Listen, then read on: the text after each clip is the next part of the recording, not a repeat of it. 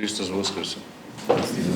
Ваше блаженство, архиепископ Охридски и македонски на прва Јустинијана, Господи Стефан, почитуван ректор на Универзитетот, професор Ангелова, Ваше високо преосвещенство митрополит Петар, почитуван директор на Православниот богословски факултет Игнат, почитуван директор на Институтот за национална историја Панов, почитувани академици, директори, професори, пријатели, гости, студенти. Благодарност до уредниците, професорката Анета Јовковска, професорката Маја Ангеловска Панова, за честа да бидам оној кој што ќе го презентира пред вас овој зборник од минатите Кирило-Методиеви научни средби. Трудовите во самиот зборник представуваат доказ за зрелоста на Кирило-Методиевистиката како интердисциплинарна наука, која ги обединува и теологијата, и историјата, и филологијата, и културологијата, но и уметност. Во зборникот пред вас се обединети 3 поздравни говори и 5 научни слова. Тема на мојот освет ќе бидат научните текстови, односно научните слова. Првиот текст, македонскиот јазик во светлото на Кирило-Методиевската традиција, е од академик Витомир Митевски. Тој представува исклучително значаен, навремен, длабоко аргументиран придонес кон современата македонска кирило-методиевистика и лингвистика. Во фокусот на неговото научно истражување е поставено едно од клучните прашања за секој развиен книжевни јазик. Тоа е генезата, развојот, стандардизацијата на неговата абстрактна и научна терминологија. Важноста на овој труд се гледа во неговиот стремеж да ги објасни современите терминолошки процеси во Македонија, но не како изолирани појави, туку како природно и органско надоврзување на традицијата. Тој поставен на цврсти компаративни и историско-лингвистички основи, па така направена е паралела меѓу автохтониот развој на грчкиот филозофски јазик и преводниот адаптивен карактер на латинскиот јазик, што понатаму истите служат као теоретска одскочна даска за објаснување на феноменот на словенските абстракта. Академик Митевски прави суптилна анализа на историскиот пат на македонската терминологија, елаборирана е дејноста на светите браќа кои се соочиле со тешка задача да го пресадат богатиот грчки абстрактивен вокабулар во тогашната словенска средина преку создавање на кованици како слово, како совест, како созерцание. Академик Митевски користи јасен, урамнотежен научен дискурс, кој истовремено покажува почит кон традицијата, но задржува строга објективност и критичка дистанца кон лингвистичките процеси. Тој нуди суштински одговори на прашањата за идентитетот и за самобитноста на македонскиот јазик преку неговата лексичка зрелост. Вториот текст, насловен Кирило-Методиевистиката во дискурсот на македонската популарна култура, е на професорката Маја Ангеловска Панова и представува исклучително свеж, инвентивен, навремен придонес за современата хуманистика, особено во контекст на светите браќа Кирил и Методи. Додека класичната Кирило-Методиевистика најчесто и оправдано е фокусирана на строго научни, палеографски, богословски, филолошки истражувања, овој труд прави важен исчекор. Тој го истражува животот и делото на солунските браќа, како безвременна инспирација инфилтрирана во колективната меморија и во современиот уметнички израз. Авторот, професорката Панова, уште во воведот јасно е поставила тезата дека ваквата појава не е ад-хок импулс, туку долготраен, еволутивен процес длабоко поврзан со македонскиот национален, културен идентитет, што му дава на трудот силна општествена и научна вредност и актуелност.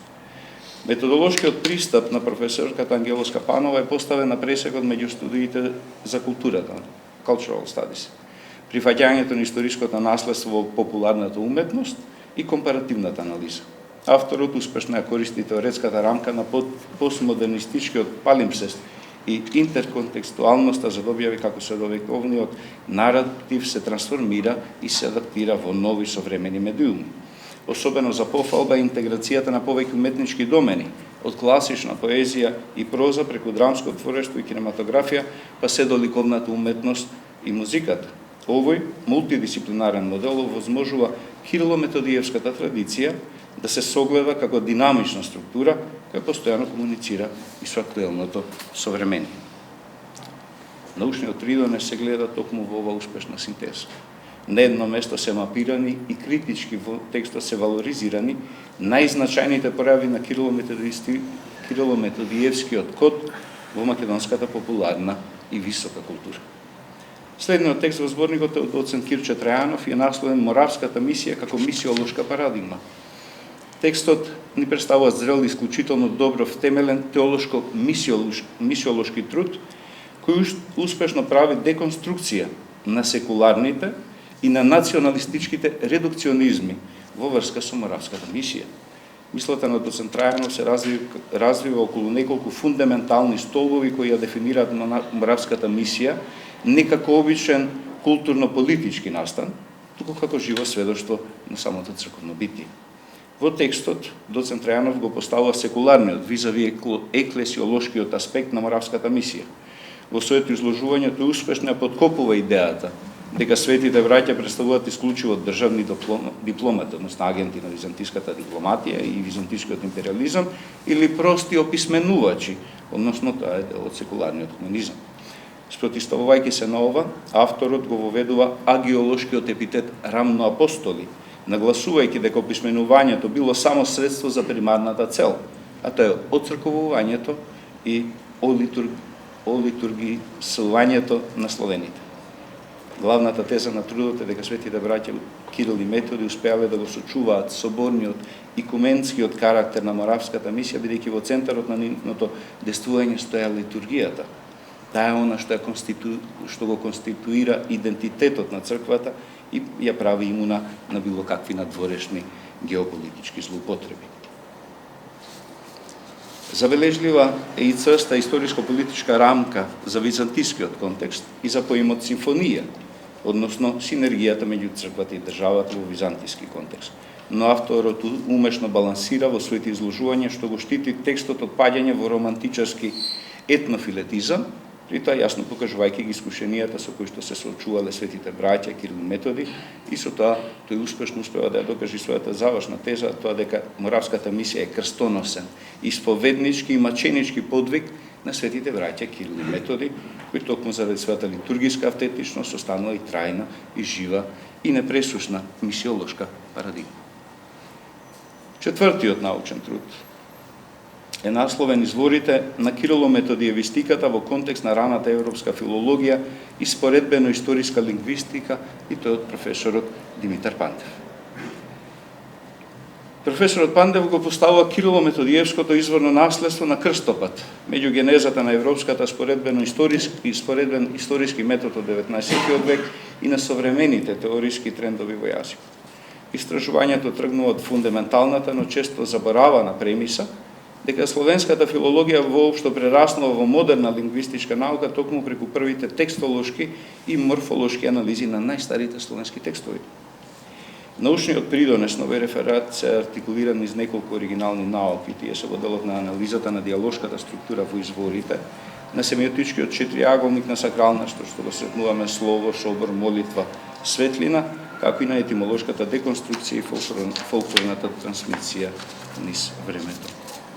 Трудот јасно демонстрира дека Охридската книжевна школа не само што ја следела Кирило-Методиевската традиција, туку создала и автохтона абстрактна и метафизичка лексика која станала заедничка основа на сите словенски јазици. Последниот текст е подпишан од доцент Александар Крстановски и е насловен Сеофатната богословска наобразба на свети Кирил филозоф. И тој има изразен патролошко-библиски и лингвистички профил и се карактеризира со директна екзегетска работа врз примарниот изворен материјал. Доцент Крстановски се надоврзува на фундаменталните истражувања во Кирило-Методиевистиката, насочувајќи го својот истражувачки интерес кон внатрешниот профил на свети Константин, на свети Кирил, како интелектуален и духовен гигант во 9 век. Вредноста на овој труд се согледува во неговата методолошка доследност. Наместо да се подпре на веќе етаблирани обсервации од секундарната литература, авторот свесно го стеснува својот фокус и врши детална и имплицитна анализа на панонските легенди, посебно на делот од житието на Константин, како примарен извор. Трудот е исклучително актуелен, бидејќи ја расветлува енциклопедиската фигура на Свети Кирил како не фрагментирано, туку како интегрален модел на класичен византиски ерудит и светотец. Истражувањето се потпира врз методот на анализа на содржината и текстолошката екзегеза на изворниот материјал. При тоа се користи репрезентативниот превод на професорката Радмила Угринова-Скаловска. Теоретската рамка е поставена мултидисциплинарно, па на пресекот помеѓу патролошката херменевтика и теолингвистиката и мисиологијата. Авторот успешно демонстрира дека житийниот жанр, иако содржи хагеографски топоси, во случајот со панонските легенди, функционира како автентичен и високо сигурен историски догматски извор. Научниот придонес на трудот се состои во успешната категоризација и профилирањето на сеопфатната наобраза на Свети Кирил, распределена во неколку клучни теолошки, научни дисциплини, па така тој го представува Кирил како библист, како догматичар, како христијански етичар и како патролог, но и како лингвист. Научниот труд, сеопфатната богословска наобраза на Свети Кирил, филозоф според панонските легенди, ни представува заокружена, систематизирана и изворно втемелена студија. Таа дава јасен преглед на интелектуалниот профил на словенскиот просветител и нуди корисна научна матрица за понатамошни екзегетски проучувања на други хагеографски текстови. Како заклучок, зборникот од вторите Кирило-Методијеви научни следби во целост функционира како кохезивен мозаик, кој ни нуди современо прочитување на Кирило-Методиевското наследство. Кирило-Методиевистиката не е статична наука. Таа е жива традиција која го формирала и го формира македонскиот идентитет и духовност од 9 век до денеска. Овие научни следби се востановија и представуваат стабилна научна платформа на универзитетот Свети Кирил Методи, а самиот зборник останува како траен потсетник дека мисијата на светите браќа продолжува секогаш кога науката и словото им служат на вистината и на светлината.